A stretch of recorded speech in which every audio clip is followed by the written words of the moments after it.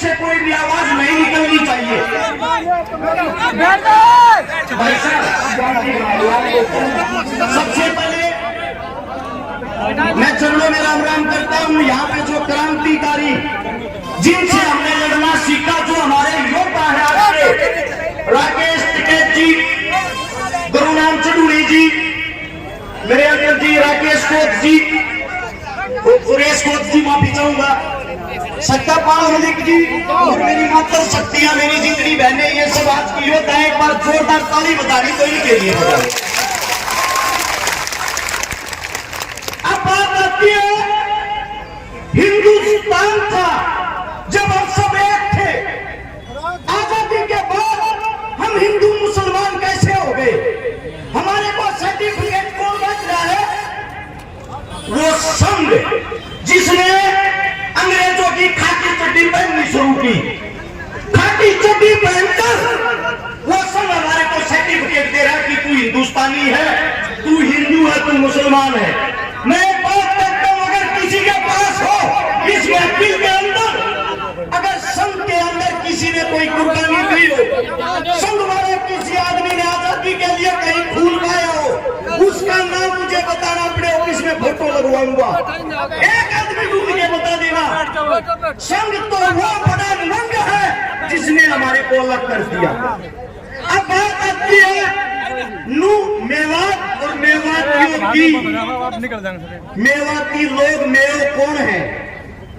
सबसे पहले हिंदुस्तान की जो गिनती हुई जनसंख्या की 1971 और 72 में, उस टाइम आप लोगों की गिनती करी गई हिंदुओं में। 1901 में दोबारा से गिनती हुई, आप लोगों को अंग्रेजों ने बोल दिया भैया आप हिंदू नहीं हो, आप तो मुसलमान हो। इनकी गिनती कर दी मुसलमानों में। फिर 1926 के दौरान, 25 और 26 के दौरान इन पर ठप्पा लगा दिया कि आप सब मोमडन हैं। भाई साहब मैं बैठा दूंगा, बच्चों बैठो, नीचे बैठो, शांति बना लो यार, कमाल कर रहे हो, अपने आदमी प्रोग्राम बजा दोगे। हाथ जोड़कर इनकी आवाज नहीं आनी चाहिए।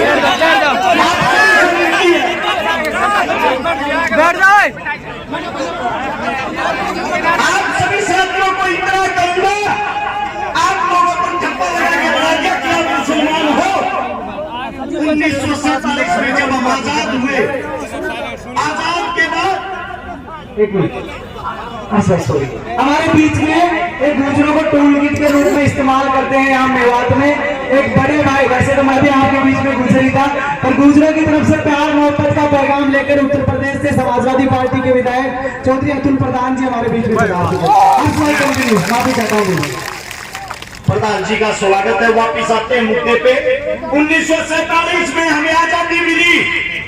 यहाँ से मिट्टी खोद के देख लेना, इस मिट्टी के अंदर हिंदू मुसलमान सिख ईसाई सबका रक्त मिलेगा इस आजादी के लिए। लेकिन उसके बाद ऐसी क्या बात आई कि हिंदू और मुसलमान हमेशा के लिए एक दूसरे के दुश्मन हो गए। जवाहरलाल नेहरू और मोहम्मद अली जिन्ना दोनों को राजनीति का कीड़ा था, दोनों को प्रधानमंत्री बनना था। जिन्ना को बोले अपने मोमडन मुसलमान एक तरफ ले जा और नया पाकिस्तान बना ले, तेरे को प्रधानमंत्री बनना, तू वहां बन जा। और जवाहरलाल बोला मैं हिंदुओं पर राजनीति करूंगा, इनका प्रधानमंत्री मैं बनूंगा। दो देश अलग हुए सिर्फ राजनीति के लिए। जब राजनीति के लिए दो देश अलग हुए, हिंदू मुसलमानों में इन लोगों ने, इनकी तुच्ची राजनीति ने मारकाट मचवा दी।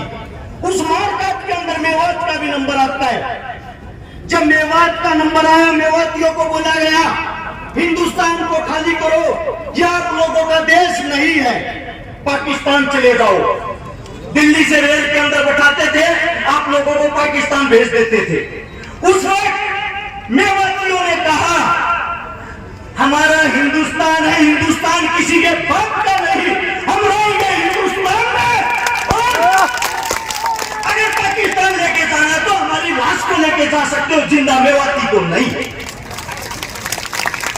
इस बात का पता लगता है कि मेवातियों ने जिद पकड़ ली। देश के सबसे बड़े नेता उस वक्त के बापू गांधी को बुलाया गया कि यही मना सकता है इन लोगों को और कोई नहीं। ये हकीले हैं, ये जिस चीज पर अड़ जाते हैं जान दे देते हैं, वापिस नहीं आते।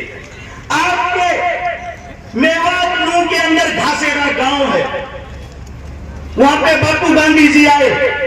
गांधी ने आप लोगों को मनाया, तुम्हारे को अच्छी सुविधा दिलवाऊंगा, अच्छी फैसिलिटी दिलवाऊंगा, आप लोग यहां से पाकिस्तान चले जाओ, वापिस आ जाओगे शांति होने के बाद। ये गांधी के शब्द थे। उसी वक्त एक मेवाती बुजुर्ग ने खड़ा होकर कहा, गांधी जी हमारे को हमारे देश के अंदर मिट्टी दे दो, मिट्टी नसीब करवा दो, वो काफी है, देश को छोड़ के नहीं जाएंगे। ये बात सुनने के बाद गांधी ने ऐलान किया, मेवाती हिंदुस्तान की रीढ़ की हड्डी है और मेवाती यही रहेगा। अब बात आती है, आप लोग पिछड़ क्यों रहे हो?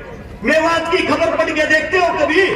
हमारी साइड जो अखबार आता है, टीवी आता है, उसमें दिखाया जाता है मेवात मिनी पाकिस्तान है। मेवात के अंदर तो बलात्कार होते हैं, मेवात के अंदर आदमियों को काटा जाता है। हमारी नई यूथ युवा पीढ़ी उस अखबार को पढ़ती है, कच्चेदारियों की बातें सच मान के उस पर अमल करती है। उनको यह दिखाई नहीं देता इस देश को जो हाल में चला रहा है, सरकार चलाने वाला, जिसका नाम है नरेंद्र मोदी, भारत देश का प्रधानमंत्री, जिसकी जो जाति की अगर बात आती है, जिस जाति में उसने जन्म लिया, मैं मोदी साहब से पूछना चाहता हूं, मोदी साहब आप खुल के सबके सामने क्यों नहीं बताते आपकी जाति क्या है? आपने किस जाति में जन्म लिया है? तेली जाति में। और तेली जाति 1947 से पहले मुसलमानों के अंदर आती थी, 47 के बाद उन्होंने हिंदू धर्म में कन्वर्ट किया। अरे आप देश के मुस्लिम परिवार में पैदा होकर या हिंदू मुसलमान करवा कर हमारे को मरवाना चाहते हो। अब बात आती है कमी की। कमी कहाँ है सिस्टम में? कमी है आप लोगों के अंदर, कमी है हमारे अंदर। वो कमी क्या है? भगत सिंह, राजगुरु, सुखदेव लाहौर जेल के अंदर जब फांसी तोड़े जा रहे थे, उसके बाहर, जेल के बाहर लाखों आदमियों की भीड़ थी। सब उनको क्रांतिकारी मानते थे, सब उनको देशभक्त मानते थे। वे लाखों आदमी बाहर चिल्ला रहे थे, इंकलाब जिंदाबाद, भगत सिंह जिंदाबाद। लेकिन एक भी आदमी के अंदर इंसानियत नहीं थी। वहां जितने बाहर खड़े थे, हिंदू, मुस्लिम, सिख, ईसाई खड़े थे, हिंदुस्तानी कोई नहीं खड़ा था। अगर वहां हिंदुस्तानी खड़ा होता, उन सब की ताकत एक होती, वे लाखों आदमी उस जेल की एक एक ईंट उखाड़ते, जेल का नामो निशान नहीं मिलता। और आज भगत सिंह, राजगुरु, सुखदेव तुम्हारे बीच जिंदा होते। वही हालात आज है आप लोगों के लिए। जब हम बोलते हैं, बोलने से पहले तो हर्ष शिकारा सबका, बोलने के बाद बात आती है तो जात जाति से है, और जात हिंदू थे ही नहीं। कमाल है भाई, हमने हिंदुस्तान के लिए जन्म लिया, हिंदुस्तान के अंदर जन्म लिया है। हमारे बुजुर्ग हमारे सामने बैठे, हमारे काका ताऊ, ये रोज रोड़ा पर जब लठ खावे हैं, इनको बोलते हैं ये तो देशद्रोही है। मैं पूछना चाहता हूं, जब बॉर्डर पर कोई बेटा, कोई बच्चा शहीद होता है, आप लोगों ने उसकी जाति क्यों नहीं दिखाते? आज तक क्या किसी गुजराती बाबू ने सरहद के ऊपर लड़ाई लड़ी है? आज तक क्या किसी गुजराती बाबू ने हिंदुस्तान के लिए शहीदी दी है? अरे लड़े हम, मरे हम, देश को चलाए हम, और देश के राजा वो। आप लोगों के अंदर कमी ये है, आप अपने आप को नहीं पहचानते, आप अपनी ताकत को नहीं पहचानते, आप अपने बच्चों को आगे नहीं बढ़ने देते। ये कमी आप लोगों में। जब आपका बच्चा रोड पे मरता है, दो अन्य के कुछ भैये आपके बच्चे को हिंदू मुसलमान बना के मार देते हैं, आप उस राजनीति में फंस जाते हो। आप लोगों के अंदर ताकत नहीं है क्या? आप अपने खून को भूल गए क्या? या धमकियों से डरने वाले हो? अगर धमकियों की बात करो, मेरी औरत जब मैं घर से निकलता हूं ये कहती है पता नहीं वापिस आएगा या नहीं। मेरी औरत जिसके साथ मेरी शादी हो रही है, उसके पेट में दूसरा बच्चा है। मेरे को यह भी यकीन नहीं है मैं उसका मुंह देख पाऊंगा या नहीं। जिस दिन से नूह मेवात के ऊपर मैं बोला, मैंने शुरुआत की, ऐसी ऐसी धमकियां ऐसे ऐसे आदमियों की, सुबह मार देंगे, शाम मार देंगे, फिर भी मैं एक बात कहता हूं इस सरकार को, समय तुम्हारा, राज तुम्हारा, हिम्मत है तो मार लेना। अगर मेरा बुजुर्ग जाग गए, इनका समय आ गया, इन लोगों ने हमारे को ताकत दे दी, हम भागने का मौका नहीं देंगे। फैसला आप लोगों ने करना है। अरे इस देश का राजा किसान होता है, किसान। इस देश को संभालने वाला किसान का बेटा जवान होता है। और आप लोग अपनी ताकत भूलकर हिंदू मुस्लिम जात ब्राह्मण में फंसकर उन लोगों के बहकावे में आए हुए हो। चारों तरफ से धरती नाप लेना। हर 7 किलोमीटर पर एक मंदिर मिलेगा, हर 12 किलोमीटर पर एक मस्जिद मिलेगी, हर 5 किलोमीटर पर पीर बाबा मिलेगा।